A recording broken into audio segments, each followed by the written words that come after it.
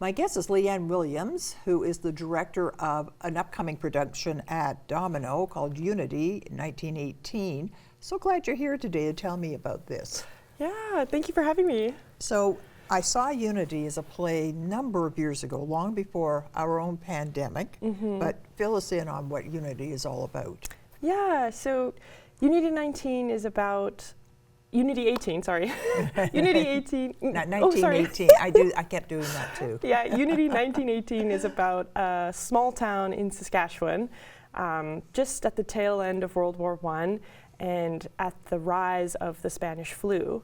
And it's really about a small community coming face to face with some of these bigger challenges and crises that, you know, are facing now and have faced as well. So yeah, it's a story about resilience, about hope, about finding love and connection during a time of immense loss. And it was, and came on the heels of immense loss. When you think, you put it in context, we lost more people to Spanish flu than we did to casualties in the First World War. You know, think about that. And the ones that we lost in the First World War, young men, and Spanish flu targeted young adults. That's true. With the pandemic, the one we went in COVID, it was mostly older people, if you had to say statistically. And yes, there were a lot of younger people too, but statistically, and they had other health issues, but not with Spanish flu. Yeah, it was a very, very scary, like kind of unheard of thing that happened. Like young, healthy soldiers, like young, healthy women, like just dead within a matter of weeks. Yeah, days. Days. In some cases, it acted very quickly. It did. It attacked the lungs, as I understand, and they died very quickly. And it's even hard to imagine that walking around healthy, because you know they weren't sick to start with. That was, and again, it's attacking that prime working age, childbearing age. It's just devastating to, well, not a lot of countries, but ours included. So Unity is a small community of, any idea how many, like a few hundred? Yeah, I mean in 1918 it was quite small. I'd say, yeah, 100 or so. Okay, and there's only one way in, that's a train. Yes, yeah. I mean, yeah, rural Saskatchewan, you're kind of connected through the train system. Yeah, roads wouldn't have been, but it would have been rutted paths more than roads and so on. And so once you couldn't leave again. Wasn't that the premise? I'm going by memory here. Yeah, no, the crazy thing is that the community is celebrating the return of soldiers from World War I. So there's like a lot of excitement and celebration with them coming home. And like it was for a lot of communities and cities with the end of World War I, they brought with them the Spanish flu. And that's how it kind of entered into these communities that otherwise would have passed by.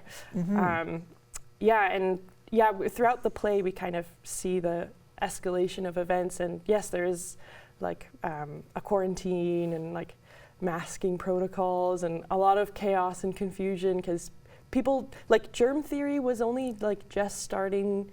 Oh, okay. Like bacteria was only just starting to become like more, of course, more used in like the scientific community. So there was still a lot of fear and a lot of confusion about, is this like a moral thing? Is this come about through sin? Is this brought by the wind? Is this, so there was a lot of confusion and chaos that was caused by it in the midst of like celebrating the end of World War I. Right. And like the past 4 years of just very grueling circumstances for a lot of young men.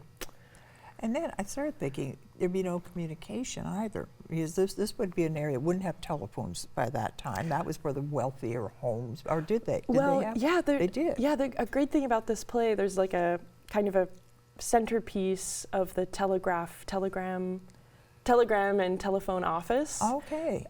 That does connect some of the community members together, and all of the news kind of travels through this point of town, this telegraph office. And we have two really great characters, Rose and Doris, that are just really manning that station. And yeah, it was great to learn about kind of how those types of telephone systems worked, where like they were all connected and each household had their own special ring. Well, and I hate to tell you, but I was raised on a Oh, farm, great, okay. and we had exactly what we had. yeah, Right. so Yeah. that's kind of what Unity had at it that was time. a party line, is what they. Yeah. called that. Okay. That's Great. right, that's It's right. been so fun learning about Right. that. Yeah. But ours was one long, two short, and our number was 277. That was our phone number. That's all you needed to know. Yeah, funny time. And no, I didn't realize that there was telephone at that time. Yeah. And they also had newspapers as well. But yeah, communication was limited. It's not at all like it was now, where a click social of a media. button, like worldwide, all over the place, all at once, at the same time. So things did travel slower. Things did trickle in, and which added to the confusion and to like misinformation that I'm sure lots of people experienced. Well, Yeah. on top of that, they didn't have much information. They didn't know where it was coming from. We were, it was in the beginning days of COVID, when we didn't know if it was by touch. Was it because somebody breathed on me? Was it, we didn't know either. And we had all of that information at our fingertips, but nobody knew. I remember those early days. It was, yeah, I remember my big outing every day was at 3 o'clock. I'd go to the dog park. Oh, good. Yes, because you socially distance at a dog park anyway. That's true. And if somebody pet my dog, I'd go home and I'd think, what if that person's sick, I pet the dog and I touch my face, right? So I used to wipe her down with a Clorox wipe. Extra clean dog. The poor dog. Because we were all that parent. We were very parent. hypervigilant. We sure were in the very early days, and same with this community. So they wore masks and they did the hand washing and the There's all sorts of things that people tried, like Camaphor sacks and like mustard and like closing the windows, like not going outside, and masks were introduced, which was probably the most effective. But yeah, like, I mean, during a time of panic and confusion like that, people are willing to try anything if they think it'll help, without maybe stopping and thinking and taking account of the facts. But yeah, like I said, there wasn't a ton of information for like the everyday normal person dealing with it, Right. And then the usual results of people who were neighbors and had been for generations suddenly turning on each other. Oh yeah. Because panic will do that. Yeah, and well, that's the great thing about this play, and Kevin Kerr, who wrote it, like, just masterful at kind of showing the nuance of a situation like this, where we're feeling a lot of panic and fear, but we're also still human and wanting to find love and connection and meaning, and how different people go about finding those things in the midst of a crisis, and that it is still possible, and it's actually like more necessary than ever to be making that a priority, to find ways of connecting, to find ways of searching for meaning and all that good stuff. Yeah. Yeah. So the human condition gets into a lot of that kind of thing too. So Unity runs from when? April 24th. That's our opening night. All right. And it runs all the way until May 10th. We run Thursday to Saturday, and our shows are 7:30. But we do have a matinee on our very last day at 2. Oh, okay. Yeah. That's a Sunday or a Saturday? May 10th. I'm trying to think. It must be a Saturday. Okay. Yeah. But Saturday matinee, and then they do it all over again that evening. No, Saturday is our last. That's it. Yeah, it's a matinee, so don't try to get tickets at the last minute, because it's not going to work for the evening, because you won't be able to. And they're reasonably priced.